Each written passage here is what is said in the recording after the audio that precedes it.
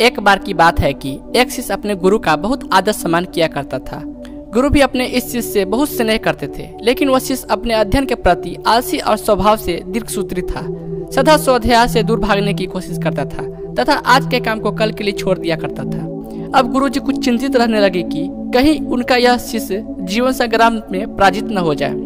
आलस्य में व्यक्ति को अकमरने बनाने की पूरी समर्थ होती है। ऐसा व्यक्ति बिना परिश्रम के ही फल उपयोग की कामना करता है। वह शीघ्र निर्णय नहीं ले सकता और यदि ले भी लेता है तो उसे कार्यान्वित नहीं कर पाता।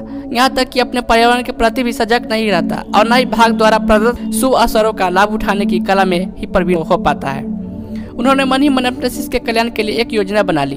एक दिन एक काले पत्थर का टुकड़ा उसके हाथ में देते हुए गुरुजी ने कहा, मैं तुम्हें यह जादुई पत्थर का टुकड़ा 2 दिन के लिए देकर कहीं दूसरे गांव जा रहा हूँ। जिस भी लोहे की वस्तु को तुम इसे स्पर्श करोगे वह स्वर्ण में परिवर्तित हो जाएगी, पर याद रहे कि दूसरे दिन सूर्यास्त के पश्चात मैं इसे तुमसे वापस ले लूंगा। शिष्य इस शुभ अवसर को पाकर बड़ा प्रसन्न हुआ, लेकिन आलसी होने के कारण उसने अपना पहला दिन यह कल्पना करते करते बिता दिया कि जब उसके पास बहुत सारा स्वर्ण होगा तब वह कितना प्रसन्न, सुखी, समृद्ध और संतुष्ट रहेगा। इतने नौकर चाकर होंगे कि उसे पानी पीने के लिए भी नहीं उठना पड़ेगा। फिर दूसरे दिन जब वह प्रातः काल जगा, उसे अच्छी तरह से स्मरण था कि आज स्वर्ण पाने का दूसरा और अंतिम दिन है। उसने मन में पक्का विचार किया कि आज वह गुरुजी द्वारा दिए गए काले पत्थर का लाभ जरूर उठाएगा। उसने निश्चय किया कि वो बाजार से लोहे के बड़े बड़े सामान खरीद कर लाएगा और उन्हें स्वर्ण में परिवर्तित कर देगा।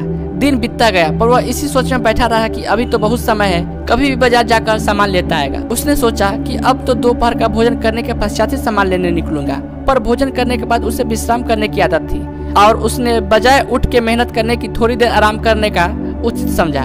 पर आलस से परिपूर्ण उसका शरीर नींद की गहराइयों में खो गया और जब वह उठा तो सूर्यास्त होने को था। अब वह जल्दी जल्दी बाजार की तरफ भागने लगा, पर रास्ते में ही उसे गुरुजी मिल गए। उनको देखते ही वह उनके चरणों पर गिरकर उस जादुई पत्थर का एक दिन और अपने पास रखने के लिए याचना करने लगा, लेकिन गुरुजी नहीं माने और उस शिष्य का धनी होने का सपना चूर चूर हो गया। पर इस घटना की वजह से शिष्य को एक बहुत बड़ी सीख मिल गई। उसे अपने आलस पर पछतावा होने लगा। वह समझ गया कि आलस उसके जीवन के लिए एक अभिशाप है और उसने प्रण किया कि अब वह कभी काम से जी नहीं चुराएगा और एक कर्मठ, सजग और सक्रिय व्यक्ति बनकर दिखाएगा। मित्रों, जीवन में हर किसी को एक से बढ़कर एक अवसर मिलते हैं, पर कई लोग इन्हें बस अपने आलस के कारण गंवा देते हैं। इसीलिए मैं यही कहना चाहता हूँ कि यदि आप सफल, सुखी, भाग्यशाली, धनी अथवा महान बनना चाहते हैं तो आलस और दीर्घसूत्रता को त्याग कर अपने अंदर के विवेक, कष्ट साध्य, श्रम और सतत जागरूकता के जैसे गुणों को विकसित कीजिए। और जब कभी आपके मन में किसी ऐसे काम को टालने का विचार आए तो स्वयं से एक प्रश्न कीजिए, आज ही क्यों नहीं।